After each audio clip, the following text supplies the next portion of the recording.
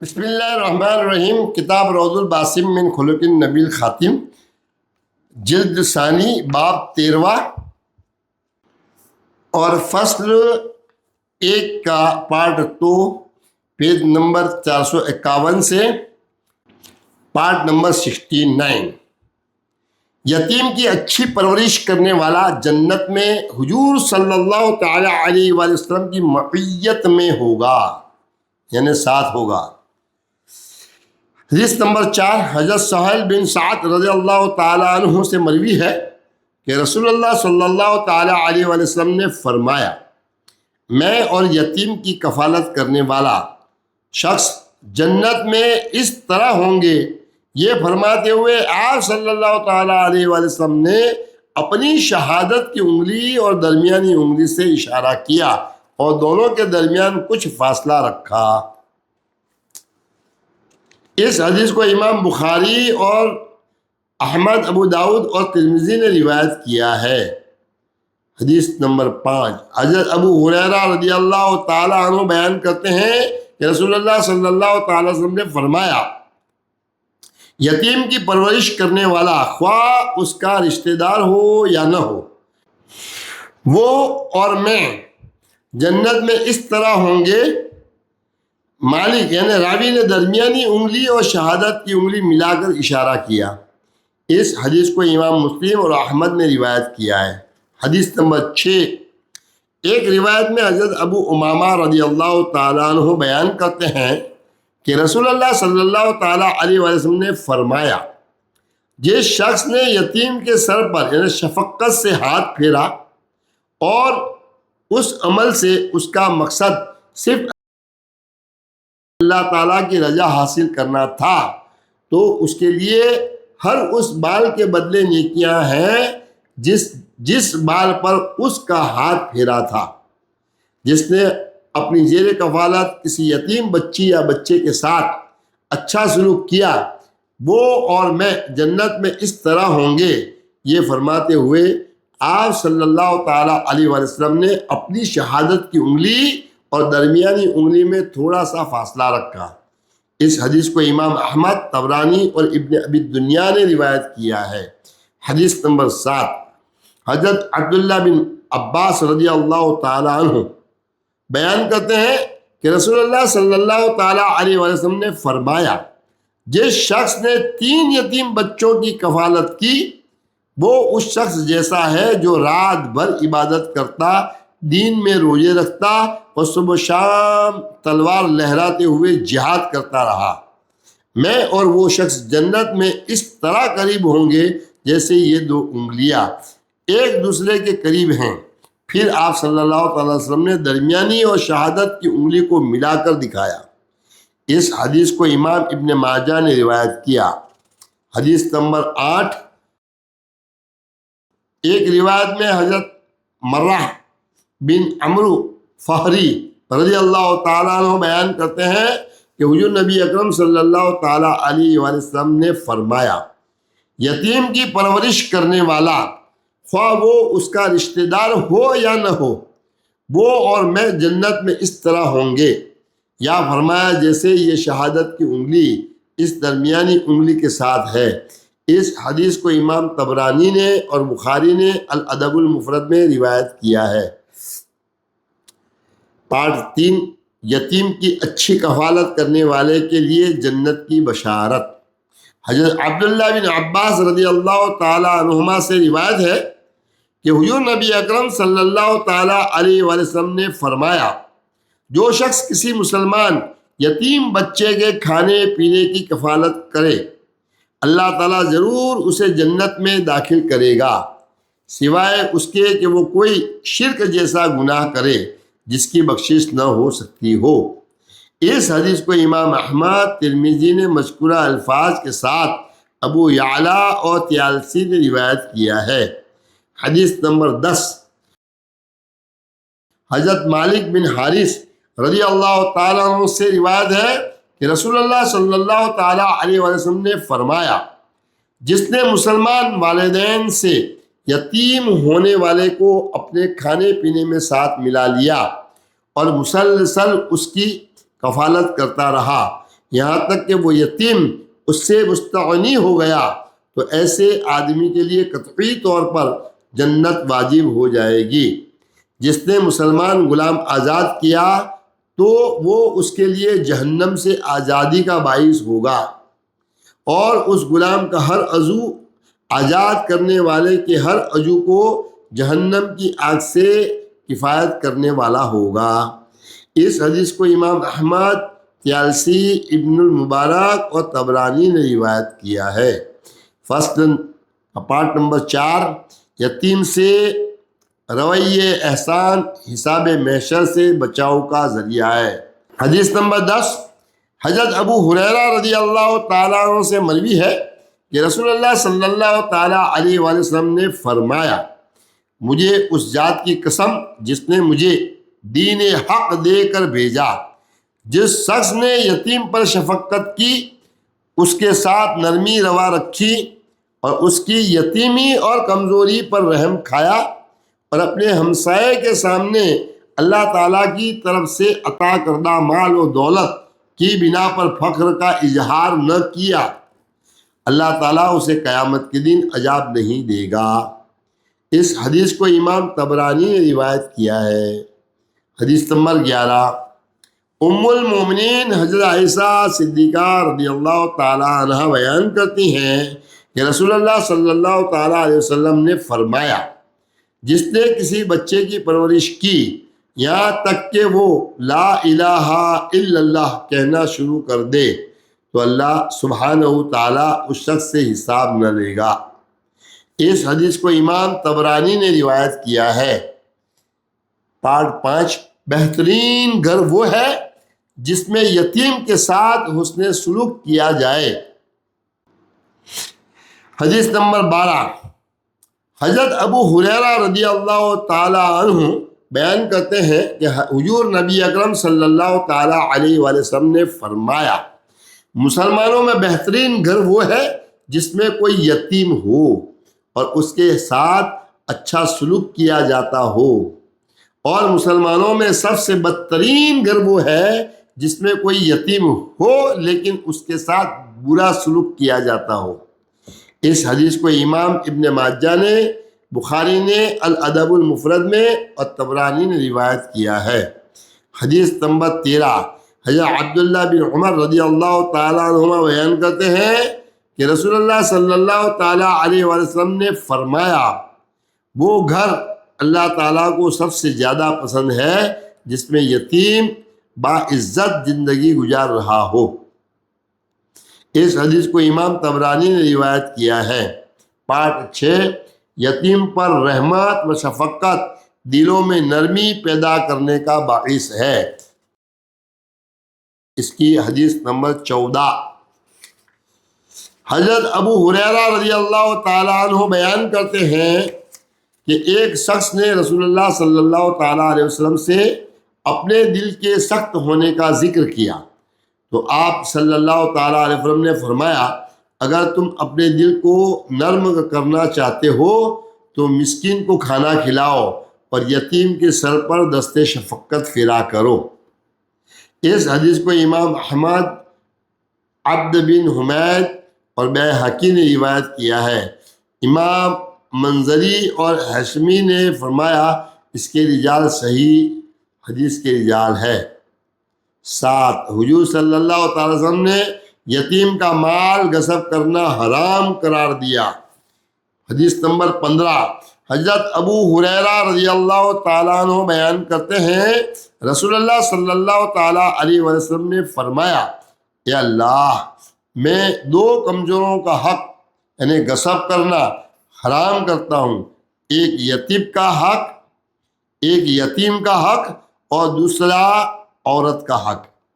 اس حدیث کو امام احمد، نسائی اور ابن ماجہ نے روایت کیا ہے۔ 8، حضور صلی اللہ تعالیٰ علیہ وآلہ وسلم نے مال یتیم کو تجارت کے ذریعے بڑھانے کی ترغیب دی۔ حدیث نمبر 16، ایک روایت میں حضرت عمرو بن شعیب اپنے والد اور اپنے دادا کی وساطت سے بیان کرتے ہیں کہ حضور نبی اکرم صلی اللہ تعالیٰ علیہ وآلہ وسلم نے خطبہ دیتے ہوئے فرمایا، جو کسی صاحب مال یتیم کا سرپرست بنے تو اسے چاہیے کہ اس کے مال کو تجارت میں لگائے، یعنی کاروبار کے ذریعے اسے مزید بڑھائے، اور اسے ویسے ہی نہ چھوڑ دے کہ اس مال کو صدقہ زکوٰۃ ہی کھا جائے، یعنی وہ بس بطور صدقہ ہی استعمال ہوتا رہے اور بالآخر ختم ہو جائے۔ اس حدیث کو امام ترمذی اور دارقطنی نے روایت کیا ہے۔ حدیث نمبر 17۔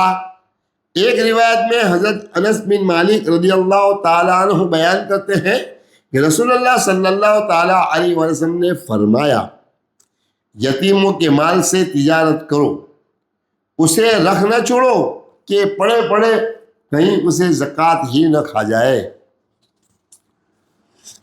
9، صحابہ کرام رضی اللہ تعالیٰ عنہ اور سلف صالحین یتیموں پر خصوصی شفقت فرماتے تھے۔ حدیث نمبر 18۔ حضرت حسن بصری سے روایت ہے کہ ایک یتیم روزانہ حضرت ابن عمر رضی اللہ تعالیٰ عنہ کے ساتھ کھانا کھاتا تھا۔ ایک روز انہوں نے کھانا منگوایا اور یتیم کو بلایا تو اسے موجود نہ پایا۔ جب کھانے سے فارغ ہوئے تو وہ آ گیا۔ ابن عمر رضی اللہ تعالیٰ عنہ نے اس کے لیے دوبارہ کھانا طلب کیا تو کھانا ان کے پاس نہیں تھا، لہذا خادم ستو اور شہد لے آیا۔ ابن عمر رضی اللہ تعالیٰ عنہ نے فرمایا، یہی کھاؤ، اللہ کی قسم تم گھاٹے میں نہیں رہے۔ حسن بصری فرمایا کرتے تھے، اللہ کی قسم ابن عمر بھی گھاٹے میں نہیں رہے۔ اسے بخاری نے الادب المفرد میں اور مروزی نے روایت کیا ہے۔ حدیث نمبر 19۔ حضرت ابو بکر بن حفص سے روایت ہے کہ حضرت عبداللہ بن عمر رضی اللہ تعالی عنہما جب بھی کھانا کھاتے ان کے دسترخوان پر ضرور کوئی یتیم ہوتا۔ اسے بخاری نے الادب المفرد میں، احمد نے زہد میں اور ابو نعیم نے روایت کیا ہے۔ حدیث نمبر 20۔ حضرت عبد الرحمن بن ابزی سے روایت ہے کہ داؤد علیہ السلام نے فرمایا، یتیم کے لیے رحم دل باپ کی طرح ہو جاؤ، یتیم کے لیے رحم دل باپ کی طرح ہو جاؤ، اور جان لو کہ جو تم بوگے وہی کاٹو گے۔ اس حدیث کو امام بخاری نے الادب المفرد میں اور ابن ابی دنیا نے روایت کیا ہے۔ پہلی فصل یتیموں کے ساتھ حسن سلوک یہاں مکمل ہوتی ہے پیج نمبر 461 پر۔ اب آگے فصل نمبر 2، حضور صلی اللہ تعالیٰ علیہ وآلہ وسلم کا بیواؤں پر شفقت اور مہربانی کا حکم۔ رسول اللہ صلی اللہ تعالیٰ علیہ وآلہ وسلم نے ہمیشہ بیواؤں کے ساتھ احسان سے پیش آنے اور حسن سلوک کی تعلیم دی ہے۔ آپ صلی اللہ تعالیٰ علیہ وآلہ وسلم نے بیواؤں کی خصوصی مدد کرنے، ان کی حاجات پوری کرنے اور ان کی عزت و احترام کا اہتمام کرنے کی ترغیب فرمائی ہے۔ بیواؤں کی کفالت اور مدد کرنے والوں کو بارگاہ رب العزت سے بہت بڑا اجر ملتا ہے، اور ایسے لوگوں کو اللہ تعالیٰ کی خصوصی رحمت اور جنت کی بشارت دی گئی ہے۔ بیواؤں کے یتیم بچوں کی پرورش کرنا بھی ایک عظیم عمل ہے جس کے ذریعے انسان رضائے الہی کا مستحق ٹھہرتا ہے۔ ایسی بیوہ عورت جو اپنے بچوں کی بہترین پرورش کے خاطر دوسری شادی نہیں کرتی، اس کے لیے بھی اللہ تعالیٰ نے قیامت کے دن خصوصی انعامات اور بخشش و مغفرت کا اعلان فرمایا ہے۔ قرآن۔ اعوذ باللہ من الشیطان الرجیم، بسم اللہ الرحمن الرحیم۔ والذین یتوفون منکم ویذرون ازواجا یتربصن بانفسہن اربعۃ اشہر وعشرا، فإذا بلغن أجلهن فلا جناح عليكم فيما فعلنا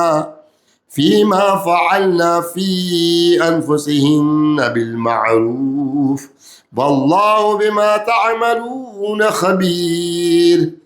ولا جناح عليكم فيما عرضتم به من خطبة النساء أو أكننتم في أنفسكم علم الله أنكم ستذكرونهن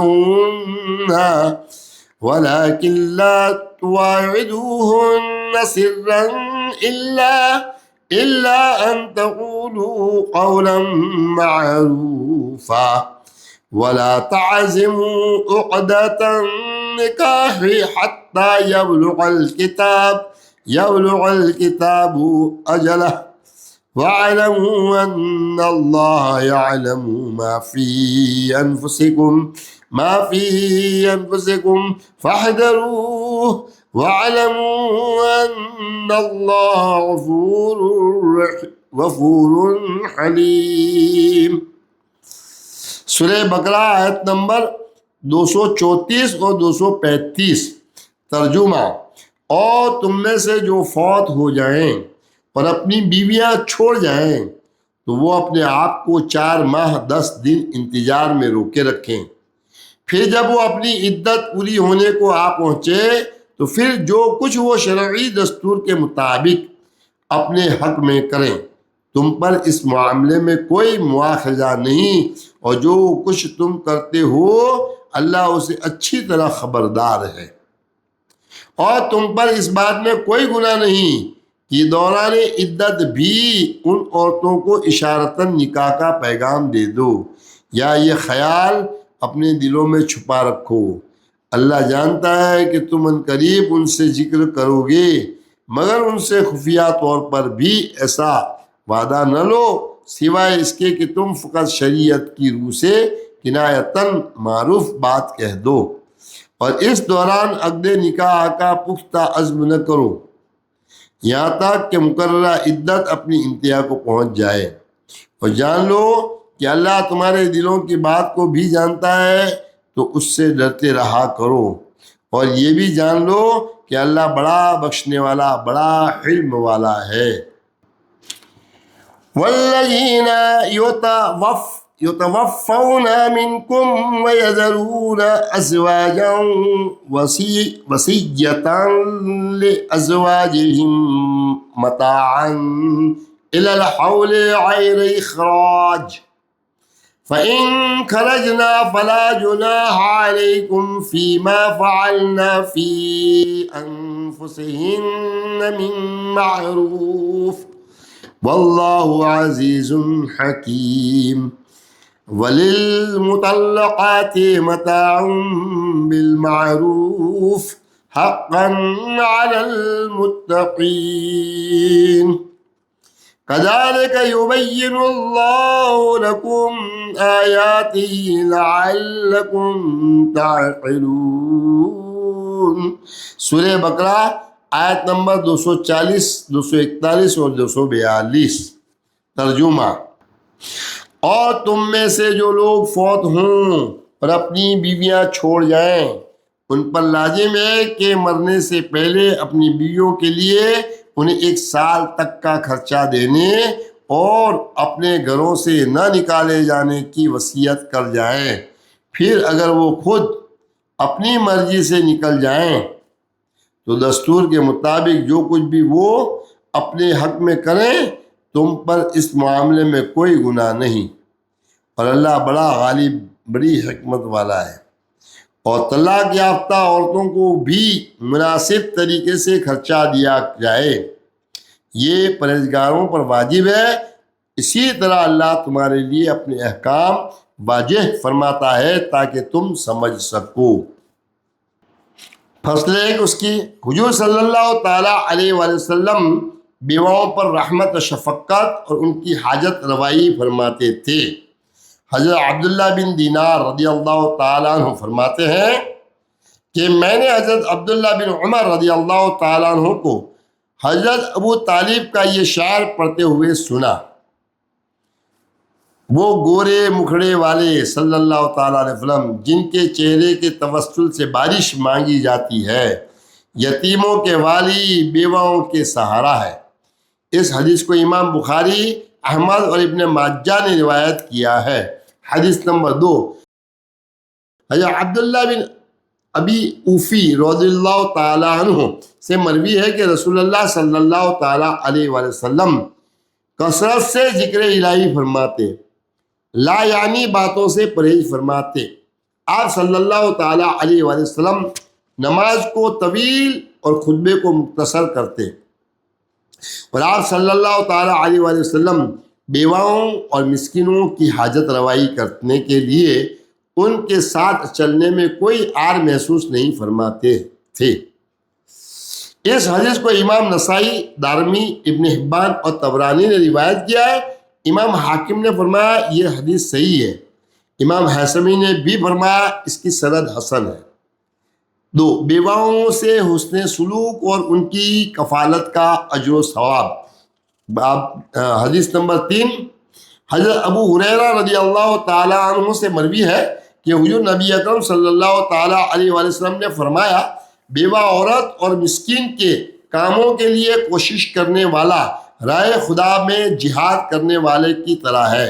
راوی کہتے ہیں میرا خیال ہے کہ حضور نبی اکرم صلی اللہ تعالی علیہ وسلم نے فرمایا وہ اس قیام کرنے والے کی طرح ہے جو تھکتا نہیں، اور اس روزہ دار کی طرح ہے جو مسلسل روزے رکھتا ہے۔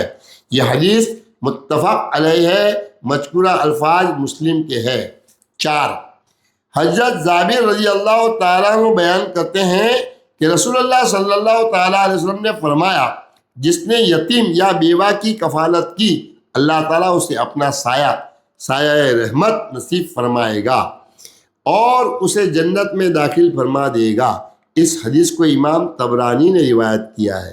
حدیث نمبر 5، حضرت جابر رضی اللہ تعالیٰ عنہ سے روایت ہے کہ رسول اللہ صلی اللہ تعالیٰ علیہ وآلہ وسلم نے فرمایا، جو کسی مردے کے لیے قبر کھودے تو اللہ تبارک و تعالیٰ جنت میں اس کے لیے گھر بنا دیتا ہے اور اسے قیامت تک اس کا اجر ملتا رہتا ہے، اور جس نے میت کو غسل دیا تو وہ گناہوں سے ایسے پاک صاف ہو جاتا ہے جیسے اس کی ماں نے اس کو ابھی جنا ہو، اور جس نے میت کو کفن پہنایا تو اللہ تبارک و تعالیٰ اسے بروز قیامت میت کے کپڑوں کی تعداد کے برابر جنتی لباس پہنائے گا، اور جس نے کسی غمزدہ کو تسلی دی تو اللہ تبارک و تعالیٰ اسے تقویٰ کا لباس پہنائے گا، اور جب وہ فوت ہوگا تو ارواح میں اس کی روح پر رحمت نازل فرمائے گا،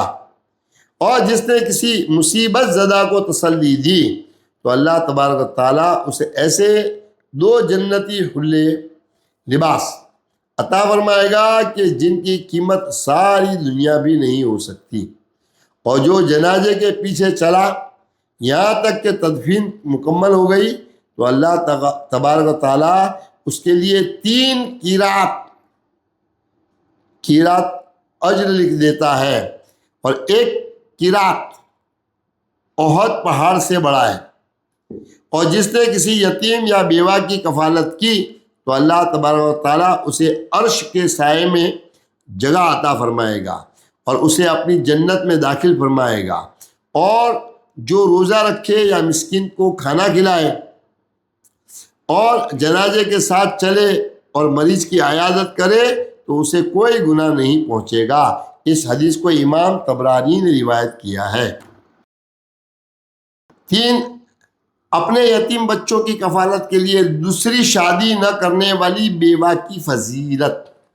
حضرت عوف بن مالک اشجعی رضی اللہ تعالیٰ عنہ سے مروی ہے کہ رسول اللہ صلی اللہ تعالیٰ علیہ وسلم نے درمیانی اور شہادت کی انگلی کو ملا کر اشارہ کرتے ہوئے فرمایا، میں اور کالے رخساروں والی عورت جس کے چہرے کی رنگت محنت و مشقت کی وجہ سے سیاہی مائل ہو چکی ہو، قیامت میں یوں اکٹھے ہوں گے۔ پھر آپ صلی اللہ تعالیٰ علیہ وسلم نے اس جفاکش عورت کی بابت مزید فرمایا، ایسی عورت جو عزت و جمال والی تھی اور اس کا خاوند فوت ہو گیا، لیکن اس نے اپنے یتیم بچوں کی پرورش کی وجہ سے اپنے آپ کو دوسری شادی سے روکے رکھا اور محنت و مشقت کی روزی سے ان کی پرورش کرتی رہی یہاں تک کہ وہ بڑے ہو گئے یا فوت ہو گئے، اس حدیث کو امام احمد، ابو داود، طبرانی نے روایت کیا ہے۔ حدیث نمبر 7، ایک روایت میں حضرت ابو ہریرہ رضی اللہ تعالیٰ عنہ بیان کرتے ہیں کہ رسول اللہ صلی اللہ تعالیٰ علیہ وآلہ وسلم نے فرمایا، میں وہ پہلا شخص ہوں گا جس کے لیے جنت کا دروازہ کھولا جائے گا، مگر یہ کہ ایک عورت مجھ سے پہلے گزرنے لگے گی۔ میں اس سے پوچھوں گا تمہارا کیا معاملہ ہے، تم کون ہو؟ وہ عرض کرے گی یا رسول اللہ، میں وہ عورت ہوں جو اپنے یتیم بچوں کی پرورش کے لیے بیٹھی رہی، دوسرا نکاح نہیں کیا، اس لیے اللہ تعالیٰ نے مجھے آپ صلی اللہ علیہ وسلم کے قرب کی صورت میں یہ شان عطا فرمائی ہے۔ اس حدیث کو امام ابو یعلیٰ اور دارمی نے روایت کیا ہے۔ امام منذری نے فرمایا اس کی سند حسن ہے۔